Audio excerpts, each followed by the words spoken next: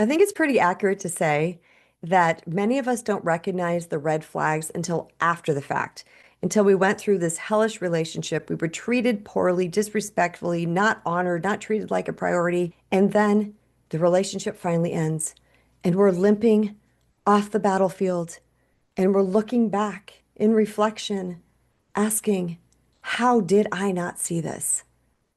And then in those quiet moments, those red flags appear. And we think, oh my God, that's so obvious. Why didn't I not see that then? There's several reasons why we don't see them in the beginning. And I'm going to share those with you throughout this video. But I want you to know one thing up front, and that is we have to give ourselves grace and forgiveness for being on our journey and not seeing what we wished we would have seen. So I hope that you stay tuned. Listen to my story, listen to my personal red flag ignorances, and hopefully you'll share some of yours in the comments below because information is power. And the more that we share our experiences with each other, the more that we feel like we're not alone, and the more information that we can gain and we can learn and we can grow. The first red flag that I experienced with this particular individual was 2 little weeks into our relationship. 2 weeks. You know that time when everybody's supposed to be on their best behavior? He lived about 2 hours north of me. We met in town nearby, but he worked 2 hours outside of town. So he was gone a lot in the beginning of our relationship. Well, at some point along the way, I had caught him in a lie. So I called him to have a conversation. He had been out with friends and he had been drinking and apparently was a little intoxicated, but I didn't know what that looked like for him yet. I hadn't hung around with him enough in person.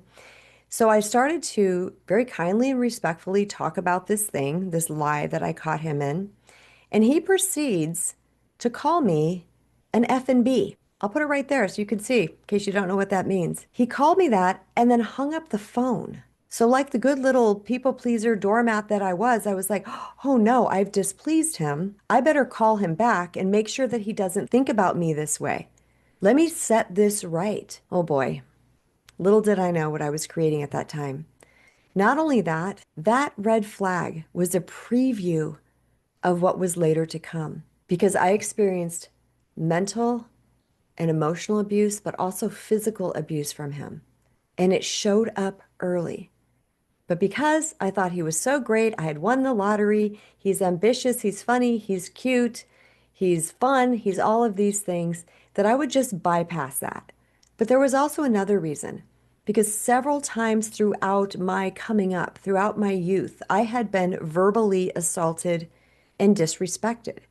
So there was a part of me that felt like that it was just normal that people say and do these things, but it really doesn't mean anything bad. So I tended to fluff it off and to push it away. But like I said, I later found out that that was a massive, glaring red flag to what was hidden beneath the surface.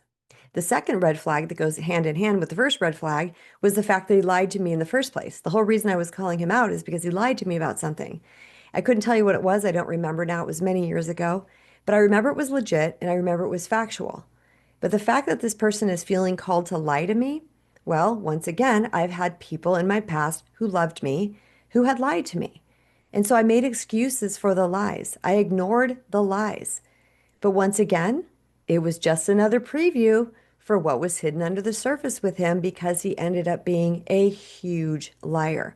There really wasn't anything that I could trust about him later on in the relationship. It was lie after lie after lie.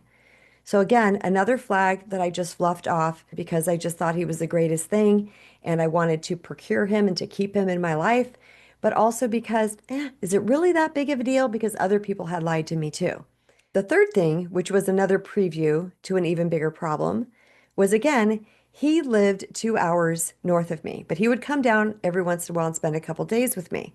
Well, we had already been having intimate relations and he had come in the door after we hadn't seen each other for like 2 weeks. And I was like, yay, let's get busy. Let's have fun. And I was kind of initiating that. And he acted disgusted. He acted annoyed. He kind of like pushed me off. And I thought, this is really weird because I have never had any guy in my life do that. Most of us know that guys are raring to go at the even hint or a whiff that you're interested because men are like microwaves. But yet he was doing the exact opposite. And up until that time in my life, I had never experienced that. So I didn't know what I was seeing. I didn't know what this was all about. I thought, well, maybe he's tired. I was making up all these reasons for him. But I remember him actually saying these words to me, just like a little child. He said, do we have to? Can we just go to the restaurant? Because we had plans to go eat. And I remember thinking, like, a part of me was a little offended because am I not attractive? Are you deciding you don't like me? But the other part of me was like, is something wrong? Like, this is strange. That was another preview to what was later to come because I later discovered, and this was proven, that he had a PORN addiction. I'm not sure if I can say that word on YouTube. He had that type of thing going on.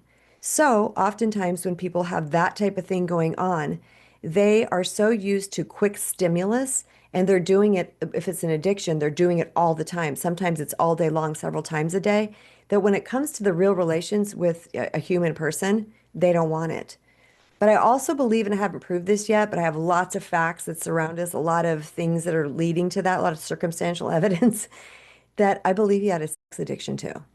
And so, with those two things combined, of course, he wasn't interested in that with me because he was getting that need fulfilled elsewhere. So, by the way, as a side note, if you are a woman or even a man that your person takes a radical turn in this department or they never really were interested in the first place, I'm not saying that this is the case, but it's definitely something to investigate because since then I knew nothing. I knew nothing of this back then, but since then I've coached a lot of people. I've seen a lot of situations. I've gained a lot of knowledge and wisdom.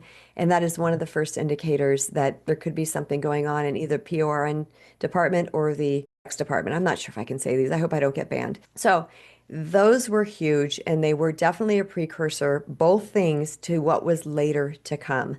Another thing that was a huge sign is that he had this strange relationship with female friends. Okay, now I don't have a problem with people having friends of the opposite sex. I have lots of male friends. I always have. I grew up in a household full of boys, a neighborhood full of boys. There was rarely any girls or they weren't hanging out. I'm very comfortable with males. I love males. I love their humor. And any relationship I've been in is like, hey, by the way, XYZ guy friend is coming with me in this relationship. And they were all like, okay. So I don't have a problem with that. Please know there was no jealousy involved here. But he had moved down here and was starting some type of training. And in that training, it was all men. So let's say a classroom with 35 people or so, but there was one woman. And I would come home from work and he'd be on the phone with this woman and they weren't talking about school. It was almost like a little flirty, playful little thing. And I would notice this with him and I was like, what's going on here? And he would say, oh, she's just a friend. We're talking about class, but it didn't feel that way to me. My instincts were telling me something was off. So one time I needed to go to pick him up because we were down to one car because one of our vehicles were in the shop. So I had to go pick him up from this training. And because of all this had been kind of presenting and showing itself, I decided to park in the very first spot that was right next to those big double doors at this building because I wanted to see how he acted with her. I wanted to see who she was. I just wanted to see what this was all about. Again, I don't think this is her fault at all because men that genuinely or typically cheat, they're not telling the person they're in a relationship. The person doesn't know. And I kind of had a feeling that's what happened here because he came flying out those doors. Let's say class ended at 4. He was out the door by 4:01. The first one out by minutes. He flew down those steps. He jumped in the car with me, said, okay, let's go, let's go, let's go. What? Like he had just robbed a bank. Strange behavior, unusual behavior. And I was like slowing the whole thing down because I'm like, okay, now I'm getting another flag here. So I was slowing the whole thing down. How was your day? And he kept saying, let's go, let's go.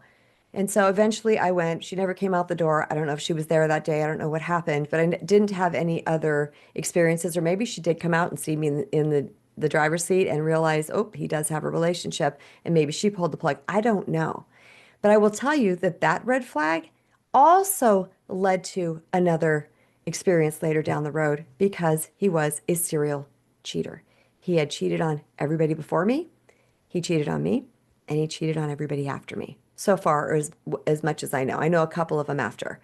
So my point is to all of this is that these red flags are there and sometimes we don't see them for various reasons. We don't see them because we are needy. We're desperate. We so much want to belong to somebody. We want to feel loved. We want to feel like we're protected. We want to feel part of a community, whatever it might be.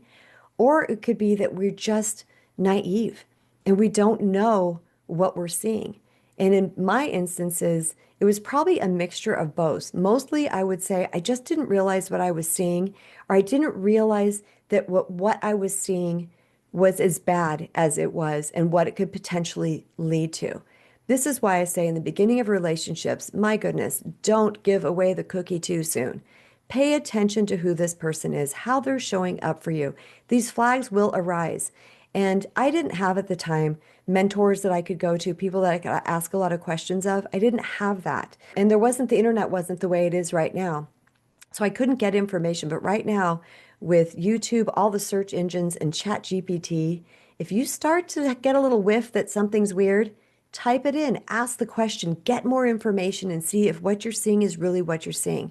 But most importantly, above everything, because I tell you right now, any of those flags now, and I would be heading for the hills. I would not stop to collect $200. I would literally end that relationship because they're so obvious and glaring to me now that if a person is willing to act like that in the beginning of the relationship, there is something to come.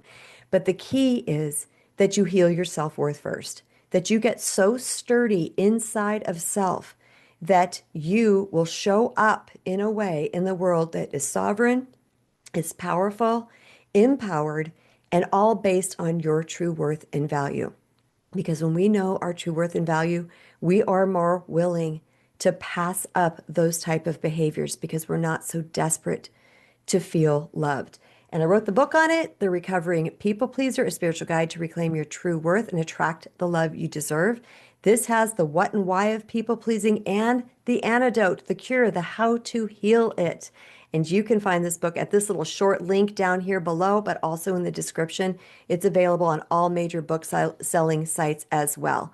And if you enjoyed what I shared with you today, I super hope that you give me a big thumbs up and also to leave me a comment below. Share with the community what you've learned along your journey and things to look out for. Your experience and wisdom may just help somebody that needed to hear exactly what you had to say. Also, if you're new here, please don't forget to hit that subscribe button, turn on those notifications. And until next time, always remember, you guys, you matter. You were born worthy. Now go love yourself.